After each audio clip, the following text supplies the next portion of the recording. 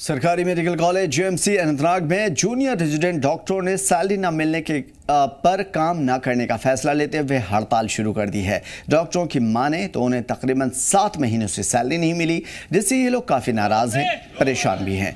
कई आई surgeons department के junior resident doctor Nitin ने अपनी पीड़ा व्यक्त करते हुए अपनी परेशानी बताते हुए कहा कि पिछले 5 महीनों से उनकी सैलरी नहीं दी गई। सरकारी मेडिकल कॉलेज अनंतनाग के प्रिंसिपल सहित मेडिकल ऑफिसर से कई बार इस सिलसिले में बात की गई, रिक्वेस्ट किया गया, लेकिन उसके बावजूद उनकी एक बार भी किसी ने नहीं सुना। और डॉक्टर गंभीर आर्थिक कठिनाइयों का सामना कर रहे हैं। जाहिर है कि उनके भी फैमिली मेंबरान हैं, ऐसे में वो हड़ताल करने के लिए मजबूर हो चुके हैं। जूनियर रेजिडेंट डॉक्टर संग्राम शिंदे ने बताया कि कई डॉक्टर जेएमसी अनंतनाग में काम करने के लिए जम्मू कश्मीर के बाहर से आए हुए थे।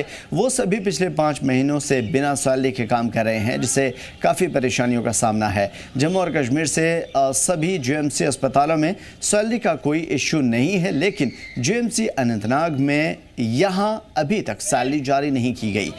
रोज़मर्रा की ज़िंदगी में इकोनॉमिकली डाउन हालात में डॉक्टरों का जीना मुश्किल है। JMC principal Anantnag doctor Anjum Farhat ने आश्वासन दिया है कि आवश्यक कदम उठाए जाएंगे, ज़रूरी इक़दाम उठाए जाएंगे, और उन्होंने हाई लेवल के ऑफिसर से भी बात की है इस सिलसिले में। उन्होंने कहा कि डॉक्टरों की सैलरी अगले 2 सप्ताह के अंदर जारी कर दी जाएगी। लेकिन सवाल ये है कि आखिर हंगामा आराई के बाद ही इंतज़ामिया की आंखें या फिर एडमिनिस्ट्रेशन की आंखें क्यों खुलती हैं? 5 महीने या 7 महीने से सैलरी क्यों नहीं दी गई? जब तक कोई हंगामा या कोई आवाज़ उठाने वाला सामने खड़ा नहीं होता है, तब तक इंतज़ामिया की आंखें क्यों नहीं खुलती हैं?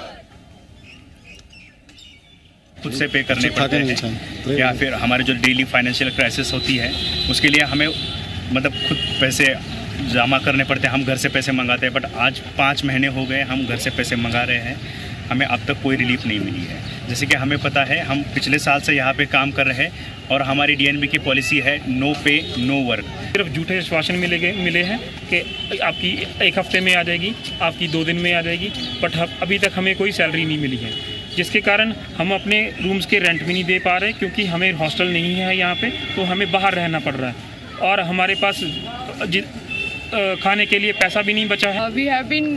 We have informed the higher authorities, including governor, including health secretariat, our principal, our AO, and all the authorities, but they are not acting on it since 1 month. That's why we are here for strike. We don't want to do strike. We have to work and we have to study. जो है मतलब जो DNB students का मसला है, उनका 4 months की salary pending है। इट इज़ बिकॉज जब इन्होंने ज्वाइन किया ऑलरेडी बजट प्रोजेक्ट हुआ था, दैट इज़ वाई इनकी सैलरी में डिले है थोड़ा सा।